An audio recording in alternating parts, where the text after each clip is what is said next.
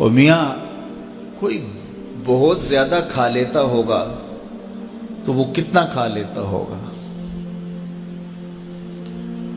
1 کلو کھا لیتا ہوگا، 2 سیر کھا لیتا ہوگا، لیکن شیر پورے کا پورا جانور ہڑپ کر لیتا ہے، ہاتھی چھوٹا پورا درخت ہڑپ کر لیتا ہے، تو کھانے میں تو وہ پھر ہم سے کثرت رکھتے ہیں۔ یہ کتنے کتنے جانور ہیں جنہوں نے کتنے خوبصورت اپنے لیے گھونسلے بنائے ہوتے ہیں۔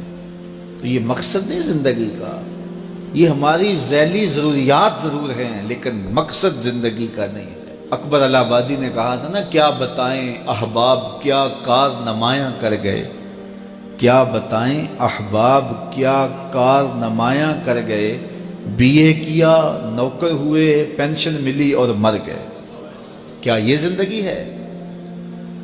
کہتے جی فلاں بندہ رزق حلال کماتا ہے، کسی کو ضرر نہیں دیتا، بس ٹھیک ہے، اچھی بات ہے، لیکن یہ کام تو چیونٹی بھی کرتی ہے۔ صبح اپنی بل سے نکلتی ہے، اپنی خوراک ڈھونڈتی ہے، کسی کو ضرر نہیں پہنچاتی۔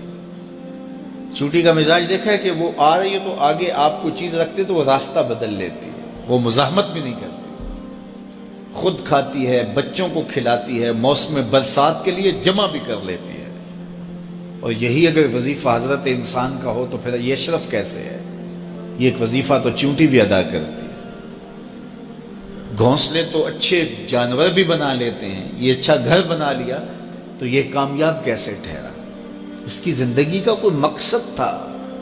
یہ اشرف المخلوقات ہے، فرشتوں کی پیشانیاں اس کے آگے یوں ہی نہیں جھکائی گئی، اس کو شعور و فہم سے یوں ہی نہیں نوازا گیا، اس کو امانت یوں ہی نہیں سونپی گئی۔ وہ امانت جس کو پہاڑوں پہ پیش کیا تو پہاڑوں نے کہا ہم نہیں اٹھا سکتے، چٹانوں پہ پیش کیا گیا انہوں نے کہا ہم نہیں اٹھا سکتی، آسمانوں پہ پیش کیا گیا آسمان کہتے ہمارے بس کا روگ نہیں، زمین نے کہا میری چھاتی تو بہت چوڑی ہے لیکن یہ بار امانت میں نہیں اٹھا سکتی، سمندروں نے کہا ہمارے بس کا روگ نہیں ہے، فحملها الانسان، انسان نے کہا یہ بار امانت میں اٹھاؤں گا، یہ بوجھ میں اٹھاؤں گا۔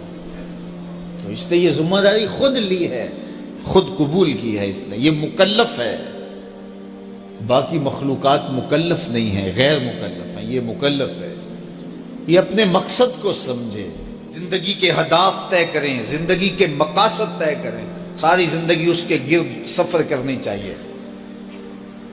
پاگلوں کی طرح کبھی ادھر سر اٹھا کے چل پڑیں، کبھی ادھر سر اٹھا کے چل پڑیں، اللہ سے راستہ مانگو۔ اور جس کو یہ نصیب نہ ہوا، دیکھیے آپ نے یہاں سے لاہور جانا ہو تو سب سے پہلا کام آپ کو کیا کرنا ہوتا ہے کہ رخ سیدھا کرنا ہوتا ہے۔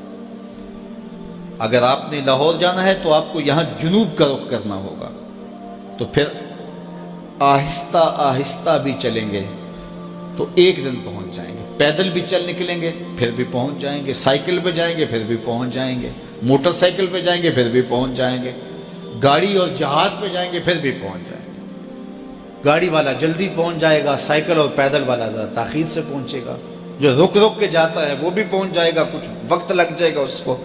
جب منزل کا رخ سیدھا ہے تو چلنے والا سست بھی چلے تو ایک دن پہنچ جائے گا، اور اگر رخ سیدھا نہیں ہے، جانا لاہور تھا رخ ادھر کا ہو گیا، تو جتنا تیز چلے گا منزل سے اتنا ہی دور ہوتا چلا جائے گا۔